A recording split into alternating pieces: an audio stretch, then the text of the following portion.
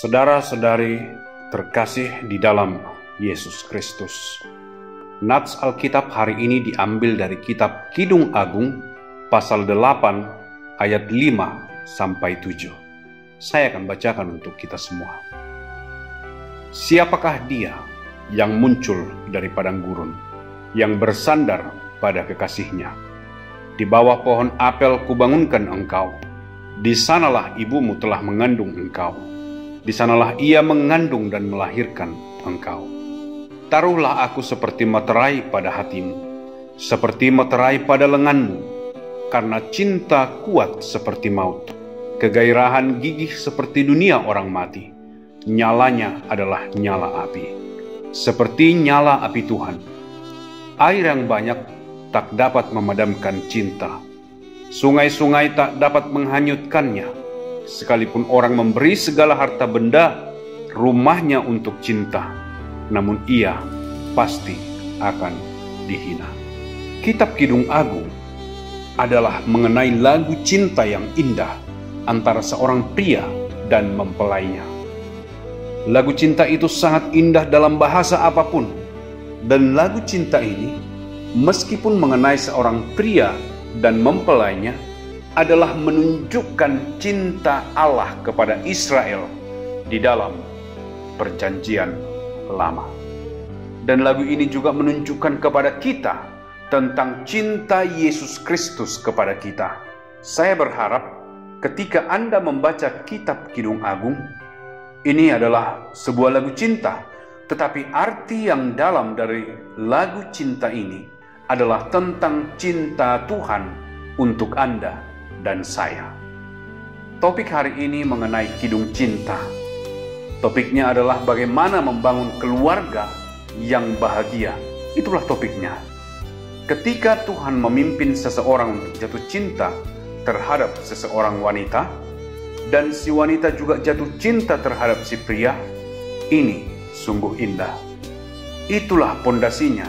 Suami mencintai istri, istri mencintai suaminya. Inilah pondasinya untuk sebuah keluarga yang bahagia. Ini pondasi yang penting. Tidak ada pondasi, tidak bisa. Tapi pondasi saja tidak cukup. Sebagai contoh, jika Anda memiliki pondasi yang sangat indah, tidak ada gunanya. Harus membangun rumah di atas pondasi itu, sebuah bangunan di atas pondasi itu.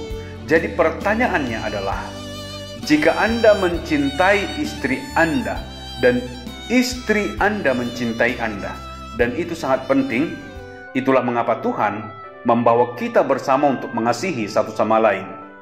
Tetapi bagaimanakah Anda membangun sebuah keluarga yang bahagia di atas pondasi itu?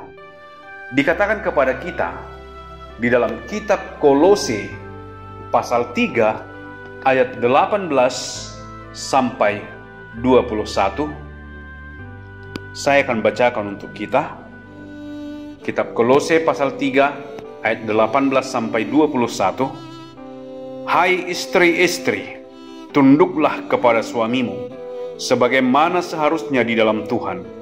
Hai suami-suami, kasihilah istrimu dan janganlah berlaku kasar terhadap dia. Hai anak-anak, taatilah orang tuamu dalam segala hal, karena itulah yang indah di dalam Tuhan.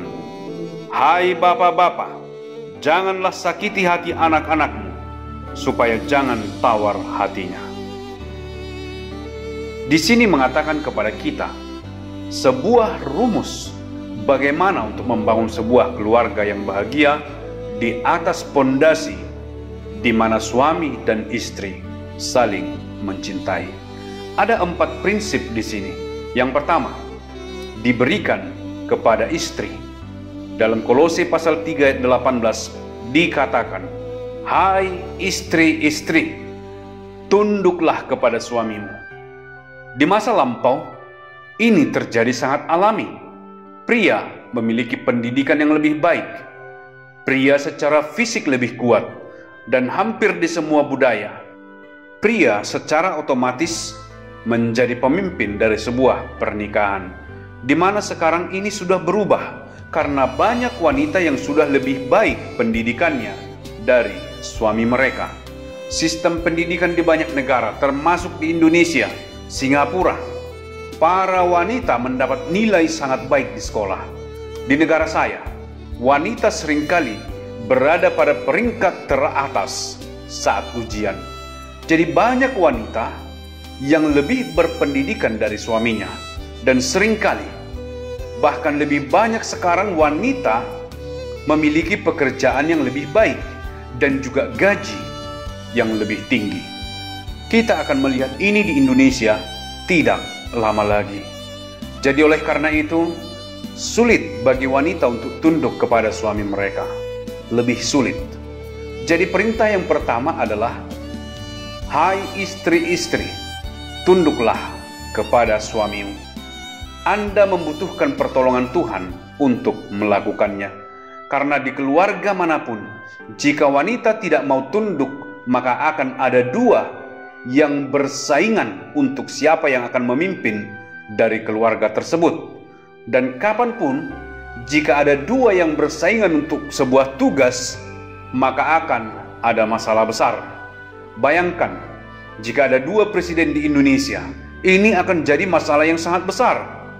Bayangkan, jika ada dua kepala sekolah, ini akan jadi masalah yang sangat besar. Bayangkan, ada dua supir bus dalam sebuah bus. Masalah besar. Dalam organisasi apapun, harus ada satu kepala, bukan dua. Dan Allah sudah menunjuk pria sebagai kepala sebuah keluarga. Jadi para istri, tunduklah kepada suamimu.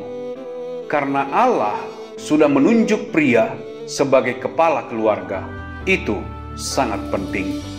Peraturan yang kedua adalah, hai suami-suami, kasihilah istrimu dan janganlah berlaku kasar kepada mereka. Sekarang Anda berkata, wah, sayalah bosnya. Allah menunjuk saya sebagai bos. Tapi Allah berkata, engkau adalah bos yang mengasihi istrimu. Seperti Allah kita, Dia Tuhan, tapi Dia mengasihi kita. Dengan cara yang sama, kita adalah bos dari istri kita, tapi kita harus mengasihi istri kita. Dan bagaimana kita menunjukkan kasih kita kepada istri? Anda berkata, saya mengasihi istri saya, tapi tunjukkan dengan kata-kata Anda, dengan sikap Anda. Dan dikatakan jangan kasar. Pria cenderung menunjukkan kekuatannya. Dalam beberapa budaya seperti budaya Batak, pria sangat kuat. Dan meskipun mereka mengasihi istri mereka, kadang-kadang kata-kata mereka sangat kasar dan kuat. Dan ini menyakiti para istri. Tapi ketika dikatakan kepada si pria, dia berkata, saya mengasihi istri saya. Tidak, tidak.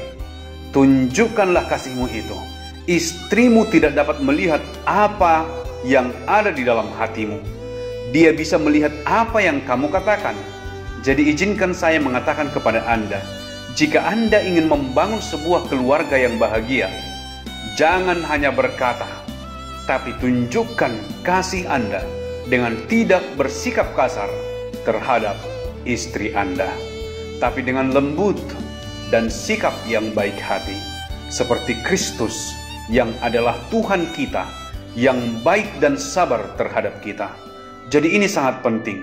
Bahkan saya ingin katakan kepada para pria, hadiah terbaik yang dapat Anda berikan kepada anak-anak Anda adalah dengan Anda kasihi ibu mereka. Dengan bersikap baik kepada ibu mereka. Tidak ada anak yang suka melihat siapapun yang melakukan hal-hal yang buruk kepada ibu mereka. Hal yang terbaik yang bisa Anda berikan kepada anak-anak Anda adalah mengasihi ibu mereka dengan sikap yang lembut. Dan hal ini akan mengubahkan sebuah pernikahan.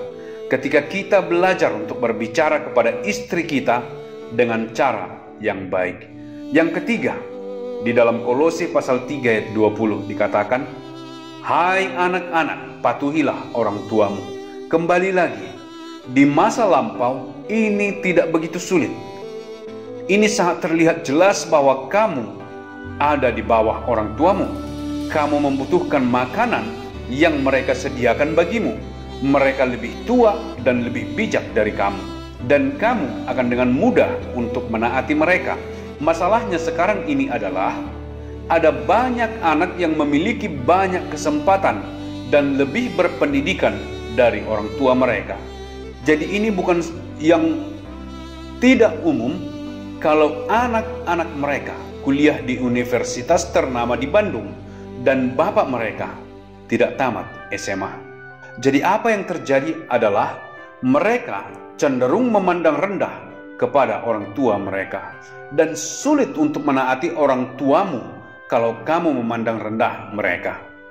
Kita bisa melihat banyak contoh dan lebih banyak lagi belakangan ini. Semakin Tuhan memberkati sebuah keluarga, semakin bapak mereka bekerja keras supaya anak-anaknya mendapatkan pendidikan yang baik, lebih banyak ketidaktaatan terjadi di rumah itu. Jadi tolong waspadalah. Ini tidak mudah di generasi ini. Seberapa berpendidikan pun kamu, sebagus apapun pekerjaanmu, kamu mungkin pergi ke kantor, kamu mungkin di posisi paling tinggi di kantor itu. Semua orang memanggil kamu tuan, tuan. Tapi ketika kamu pulang ke rumah, ayahmu tetaplah ayahmu. Mungkin ayahmu tidak mengetahui sebanyak yang kamu ketahui, tapi tunjukkanlah rasa hormat. Hormatilah orang tuamu. Mengapa? Karena Tuhan berkata, hormatilah ayahmu dan ibumu. Itu adalah satu masalah, yaitu pendidikan. Masalah yang kedua adalah pengaruh barat. Seperti yang pernah saya katakan sebelumnya, individualisme, cinta akan diri sendiri begitu kuatnya, sehingga orang tidak lagi menghormati orang lain.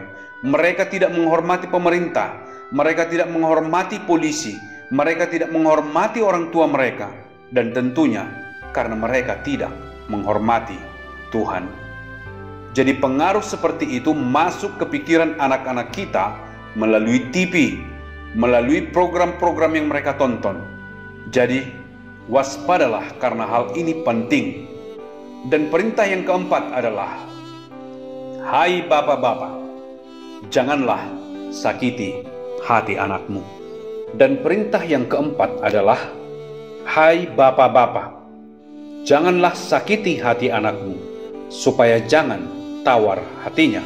Provoke dalam bahasa Inggris artinya adalah menghasut atau memaksa anak untuk mencapai tingkatan yang tidak masuk akal.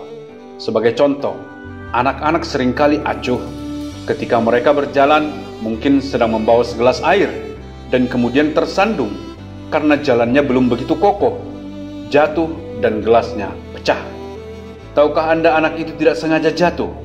Hanya karena mereka belum cukup umur, belum stabil, belum kuat seperti Anda. Tapi kadang-kadang sebagai orang tua, kita menggertak mereka. Kenapa kamu pecahkan gelas itu? Ma, aku tersandung, ma, maaf. Atau bahkan mungkin ketika mereka ingin melakukan sesuatu dan mereka tidak bisa mencapainya. Kadang kita katakan sesuatu yang kemudian mereka lupa, dan Anda menjadi marah. Ingatan anak-anak tidak begitu kuat. Fokus anak-anak tidak begitu bagus. Kadang-kadang kita katakan sesuatu dan mereka lupa karena mereka anak-anak, dan kita marah kepada mereka. Mengharapkan seorang anak berperilaku sebagai seorang dewasa, kita tahu kalau itu tidak mungkin. Jadi ketika kita mengharapkan sesuatu dari mereka yang tidak dapat mereka berikan, karena mereka tidak dapat melakukannya, kemudian kita menghasut mereka, dan mereka menjadi kecewa. Aku sudah melakukan yang terbaik, tapi ayahku masih mengatakan aku orang yang tidak baik. Jadi kita harus hati-hati. Anak-anak butuh waktu untuk bertumbuh. Mereka tidak bisa sedewasa kita, berpikir sebaik kita, berjalan melihat sejelas kita, karena mereka membutuhkan waktu untuk bertumbuh. Kita harus mengerti, mereka hanya anak-anak yang melakukan kesalahan, yang tidak dapat melakukan banyak hal, sekalipun mereka melakukan yang terbaik.